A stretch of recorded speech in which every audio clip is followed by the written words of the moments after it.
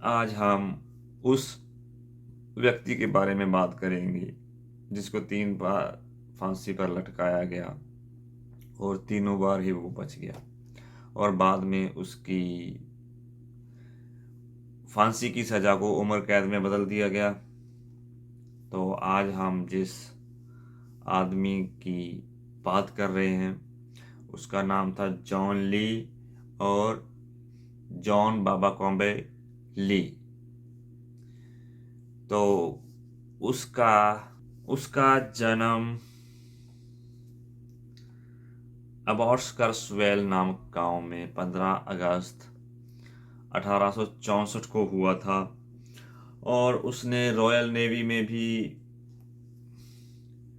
अपनी सेवाएं दी थी और वो एक जाना माना चोर भी था। सन 1885 में उस पर एक कत्ल का दोष लगाया जाता है जो उसके अपनी मालकिन का ही था और उस मालकिन का नाम था एमा कीज। जब एमा कीज का कत्ल होता है तो उस घर में ये जॉन ली अकेला ही मर्द होता है और उसके जो कत्ल में चाकू यूज हुआ था उसका शायद उसी का कट इसकी बाह पे भी मिलता है। उसका दोष जॉन पर लगता है और ये शुरुआत से कहता रहता कि मैं निर्दोष हूँ, मैंने कुछ नहीं किया, लेकिन सारे सबूत इसके खिलाफ होते हैं और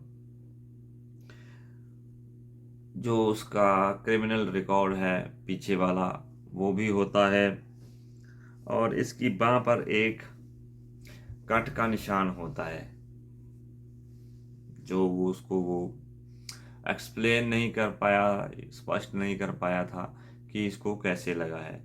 तो आखिरकार इस पर केस चलता है और इसको फांसी पर लटकाने की सजा दी जाती है। इसको सजा देने की जो तारीख थी वो मुकर्रर होती है 23 फरवरी 1885 को। उसको एक्सेटर जेल में फांसी दी जानी थी और उस दिन उसी को 3 बार फांसी देने की कोशिश की गई और तीनों बार ही वो असफल हुए क्योंकि जो फांसी का फंदे का मंच था जो उसका तख्ता खुला ही नहीं था तीनों बार। और उसको जो इसको फांसी दे रहा था जल्लाद उसका नाम था जेम्स बेरी। उसने अच्छे से जांचा परखा, उसको कोई भी फॉल्ट नज़र नहीं आया। उसने फिर ट्राई किया, फिर से तख्ता नहीं खुलता है और ये बच जाता है। और जो उसके पास उस टाइम जो चिकित्सा अधिकारी होता है वो आगे फांसी देने से मना कर देता है कि अब इसको और फांसी नहीं दी जाएगी। तो इसके बारे में जेम्स बेरी ने अपने संस्मरणों में इसका अच्छे से विवरण किया है और एक्सपीरियंसेस एज ए एग्जीक्यूशनर। तो उसने फांसी के तख्ते को एडजस्ट भी किया था लेकिन फांसी नहीं हो पाती है। तो उसके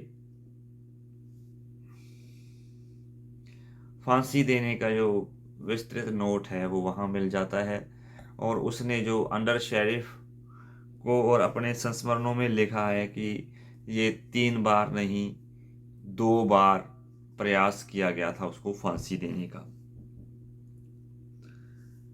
परिणाम स्वरूप जो उसकी फांसी की सज़ा होती है वो उम्र कैद में वहाँ के होम सेक्रेटरी द्वारा बदल दिया जाता है।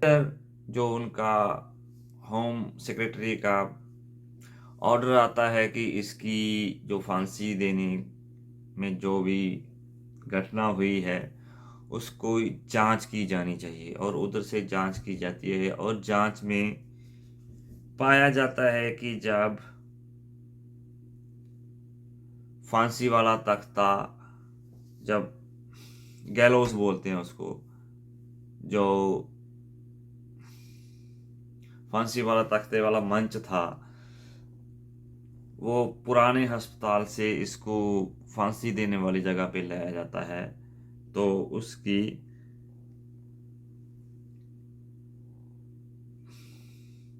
मिस अलाइन हो जाता है, या उसके में कुछ फॉल्ट आ जाता है जिससे वो खुलता नहीं है, और जो फांसी वाला तख्ता था वो कहीं ना कहीं अटक जाता है, तो इसलिए वो तख्ता खुलता नहीं है। इधर उसकी जो फांसी की सजा को माफ कर दिया जाता है और उम्र कैद में बदल दिया जाता है, लेकिन जॉन ली बार बार प्रार्थना पत्र करता रहता है कि उसको रिहा किया जाए। आखिरकार उसको उसके प्रार्थना पत्र को स्वीकार कर लिया जाता है और उसको 1907 में जेल से आजाद कर दिया जाता है। इतिहास में एक अन्य ज्ञात व्यक्ति है जिसको 3 बार फांसी दी गई और वो भी बच गया था। उसका नाम था जोसेफ सैमुअल। ये घटना है 1803 की। हो सकता है कि मैं इस के बारे में कुछ ढूंढने की कोशिश करूंगा, अगर मुझे कुछ अच्छा मिल गया तो हम उस पर भी वीडियो बनाने की कोशिश करेंगे। तो एक और अन्य थ्योरी है जो इसके बारे में प्रचलित है, और राइटर अर्नेस्ट बर्वन रोलैंड्स की बुक थी एक, the light of the law. उसमें दावा किया जाता है कि जो फांसी देने का ट्रैप था उसको लकड़ी का टुकड़ा डाल के अवरुद्ध किया गया था, या उसका रोकने के लिए कहीं ना कहीं लकड़ी का टुकड़ा लगाया गया था, और जिसको उसी तख्ते पर काम करने वाले एक कैदी ने किया था। यहाँ एक बात और ध्यान देने योग्य हो जाती है कि उसने सिर्फ ये कहा कि एक अननोन बंदे ने उसको बताया कि उसने किया था, लेकिन उसने यहाँ किसी का नाम नहीं लिया। तो इसका मतलब ये है कि वो एक सीधा जो जल्लाद बैरी के काम करने की, जो सावधानी पूर्वक काम करने की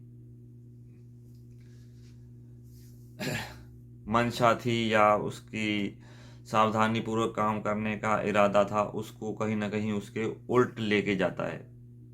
तो इसको ज़्यादा कोई बात नहीं हुई इसके बारे में, तो इसी तरह वो बच गया था। तो अपनी जब उसकी रिहाई होती है ली की, तो उसने अपना रिहाई का बहुत फ़ायदा उठाया और वह हर जगह व्याख्यान देने के माध्यम से, लेक्चर करते हुए अपने खुद का समर्थन करता था, और उसको एक गूंगी फिल्म का विषय भी बनाया गया था। के बाद उसके बारे में जो विवरण दिए गए हैं, या उसके ठिकाने के बारे में विवरण दिए गए हैं, वो काफ़ी भ्रमित करने वाले हैं। एक रिसर्चर के अनुसार उसके बाद के वर्षों में कई लोगों ने ली होने का दावा किया था, और यह भी संदेह जताया जाता था कि दूसरे विश्व युद्ध के दौरान उसकी किसी टाइम उसकी मौत हो गई थी। उसका टेविस्टॉक वर्क हाउस नाम की जगह पर। द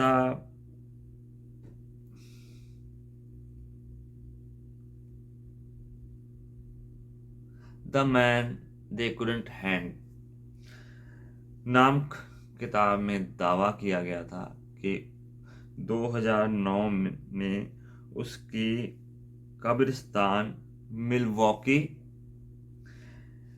नामक की जगह पर थी और उस पर और भी कई लोगों के दावे रहे हैं कि उसने हत्या की या नहीं की, वो बात अलग है, लेकिन वो एक अच्छा या भरोसेमंद आदमी नहीं था, क्योंकि जब हत्या के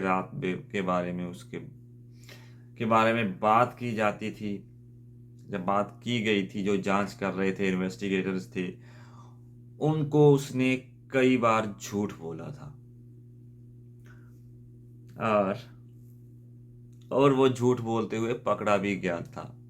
जब उसकी प्रसिद्धि का सितारा फीका पड़ने लगा तो वो किसी और औरत के साथ अमेरिका भागने के लिए अपनी प्रेग्नेंट बीवी को भी छोड़ देता है। तो ये थी उसकी कहानी और उसकी मौत मानी जाती है 1945 के आसपास, जब दूसरा विश्व युद्ध चल रहा था। और ये उस आदमी की कहानी है जिसको 3 बार फांसी दी गई और तीनों बार वो बच गया और 22 साल जेल में गुजारने के बाद वो आखिरकार 1945 में यूनाइटेड स्टेट्स में मरता है। ये कहानी आपको कैसी लगी प्लीज़ कमेंट करके बताएं और कोई और नई कहानी लेके फिर से हाजिर होंगे। तब तक के लिए धन्यवाद।